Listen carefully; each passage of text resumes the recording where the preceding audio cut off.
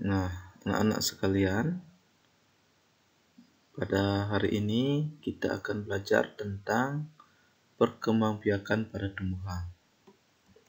Masih bersama Gede Aryasa SPD. Di anak-anak, kita semuanya sudah tahu bahwa tumbuhan yang di dalamnya juga termasuk rumput, pohon besar, pohon makanan, atau pohon yang bisa dijadikan makanan, atau tanaman yang bisa dijadikan makanan, itu semuanya kita sebut dengan tumbuhan. Jadi terlihat pada gambar, itu ada sapi yang sedang memakan tumbuhan, tepatnya memakan padang atau rumput. Kemudian ada ibu-ibu yang sedang memanen tumbuhan berupa wortel. Kemudian anak-anak dan burung yang sedang riang bergembira bermain di bawah pohon besar. Serta ada seorang bapak pakai masker itu sedang menyemprot tanaman padi. Nah, tentu kita ini sangat sayang kepada tumbuhan. Nah, apa sih manfaatnya tumbuhan itu bagi manusia atau makhluk hidup lainnya? Kenapa kita harus mesti sayang? Jadi, di antaranya itu tumbuhan itu ada yang digunakan untuk tempat berteduh, digunakan sebagai tempat hewan membuat sarang, kemudian menghasilkan oksigen. Nah, betul ya. Jadi, tumbuhan ini dia bisa menghasilkan oksigen. Oksigen inilah yang kita hirup setiap hari. Jadi manusia dan makhluk hidup lainnya dan manusia dan hewan dia. Jadi dia menghirup oksigen, kemudian mengeluarkan karbon dioksida. Nah, sedangkan oksigen ini sepenuhnya atau sebagian besar itu dihasilkan oleh tumbuhan. Kemudian bisa juga dijadikan sebagai bahan makanan. Bahan makanan ya, mangga kita makan, durian kita makan, padi kita jadikan beras kemudian kita makan, ada sayur-sayuran itu semua berasal dari tumbuhan, serta kita punya rumah, punya meja, punya papan tulis kalau di sekolah itu semuanya atau sebagian besar kita dapat dari hasil tumbuhan. Nah, kalau kita tidak bijak menggunakan tumbuhan untuk bahan bangunan, tentu akan terjadi penerbangan tumbuhan secara besar-besaran atau biasa kita sebut dengan penebangan liar. Nah, ini tentu saja menyebabkan hutan menjadi gundul. Nah, kalau sudah gundul, apa yang terjadi? Tentu terjadi ini banjir.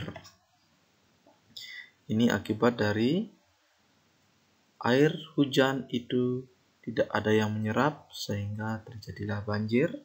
Kemudian berikutnya, nah ini ada hewan yang kelaparan, kemudian rusaknya tempat tinggalnya sehingga hewan-hewan pun ikut menjadi mati.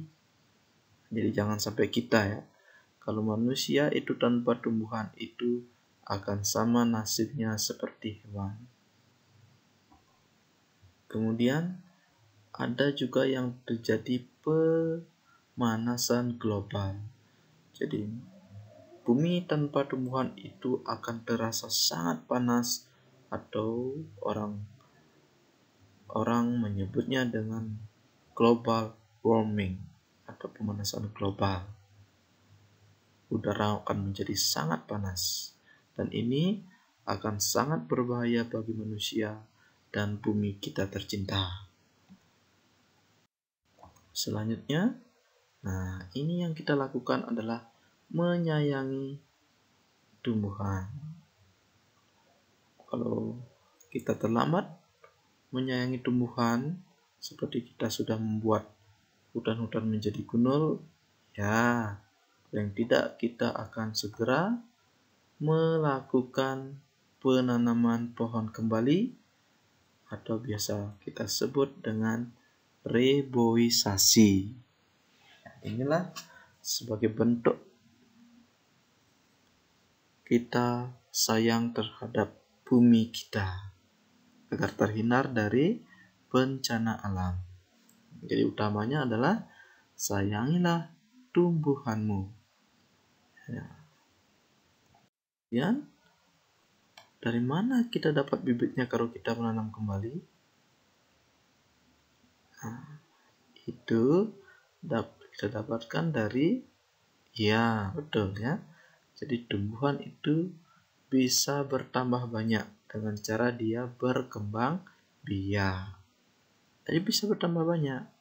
Misalnya anak-anak punya pohon pisang, kemudian pisangnya sudah kita tebang karena dia sudah berbuah.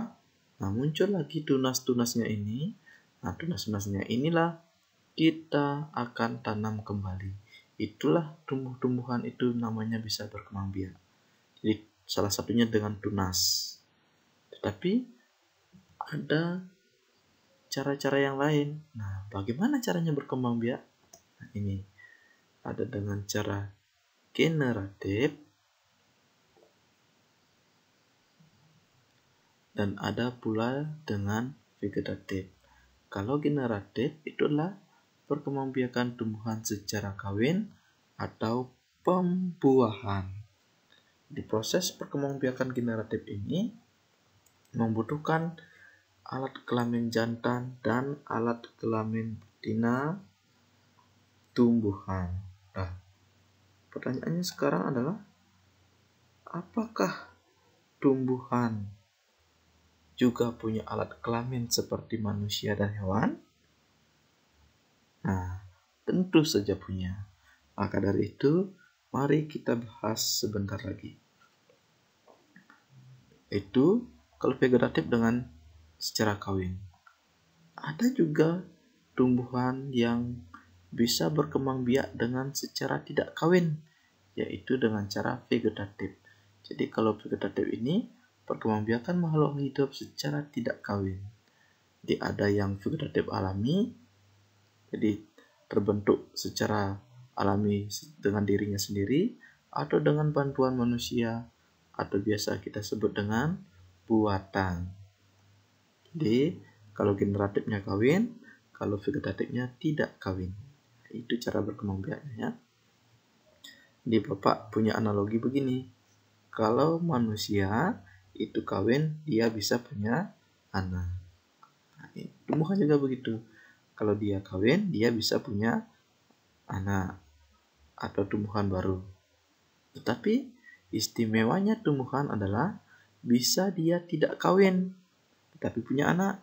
Nah, nanti kita bahas ya.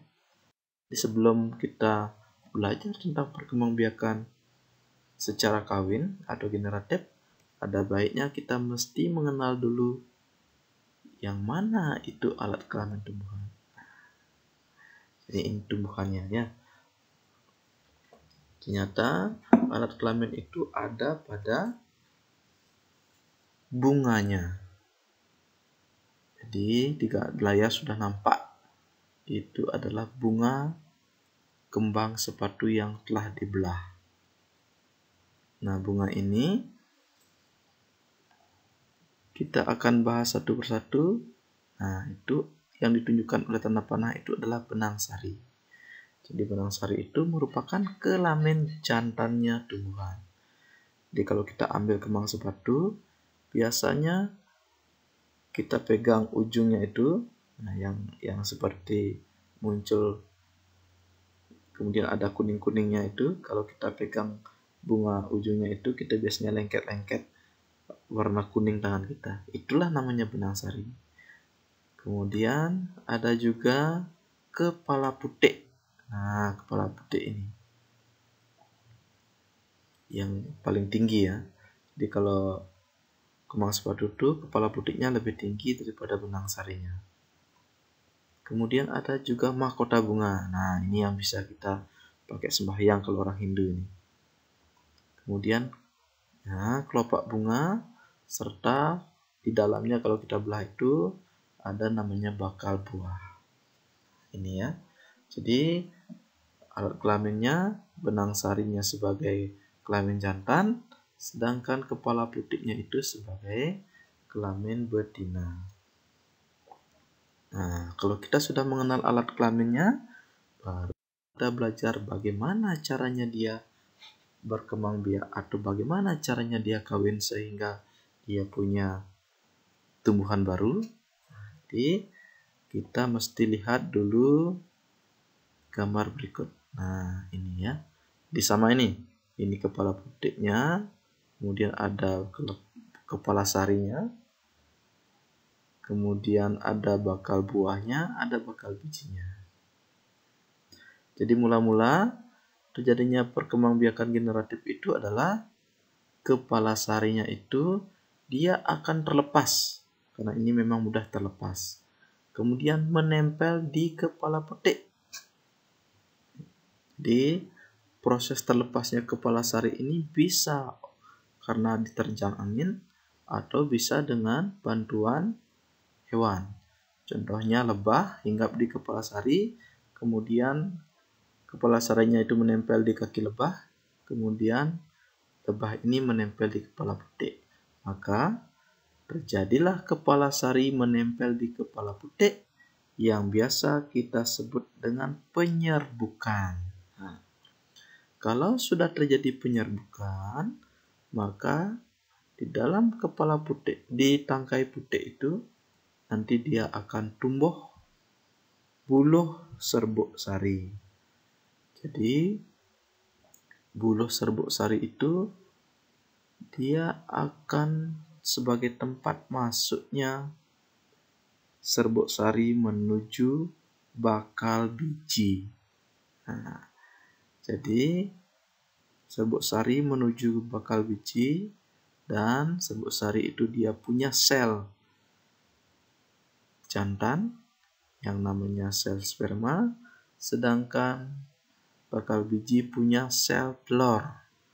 Nah, bertemunya sel sperma dan sel telur inilah yang ingat ya, yang sperma ini punya yang jantan, kalau telur ini punya yang betina. Bertemu, kemudian terjadilah pembuahan. Nah, setelah terjadi pembuahan, maka terbentuklah sigot sebagai hasil dari pembuahan. Kalau sudah terbentuk sigot, maka sigot akan berkembang menjadi lembaga. Nah, selanjutnya lembaga berkembang menjadi bakal biji dan kemudian menjadi biji, sedangkan bakal buahnya, ingat ya, bakal buahnya akan berkembang menjadi daging buah. Ingat ya, yang bakal bijinya berkembang menjadi biji, kemudian bakal buahnya berkembang menjadi daging buah. Jadi seperti mangga, ada dagingnya yang biasa kita makan, kemudian ada bijinya yang biasa kita tanam supaya menjadi pohon mangga yang baru. Jadi prosesnya seperti ini, bijinya kita tanam, nah terjadilah perkecambahan dan bahasa Balinya mentik ya. Terjadi perkecambahan, tapi bijinya masih menempel di sini. Nah, bijinya buahnya ini dia akan menjadi cadangan makanan bagi kecambahnya itu. Nah, kemudian dia kalau sudah dewasa, dia akan tumbuh menjadi tumbuhan baru. Tumbuhan baru punya bunga, bunganya terjadi penyerbukan ragi, dan menghasilkan tanaman tumbuhan baru lagi, dan begitulah seterusnya ya. Jadi sampai di situ dulu penjelasan dari Bapak. Mudah-mudahan anak-anak bisa memahami.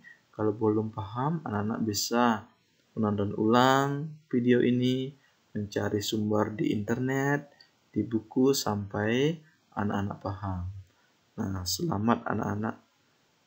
Semoga anak-anak berbahagia selalu dan selalu semangat untuk belajar ya. Jadi sekian dulu Bapak ucapkan terima kasih.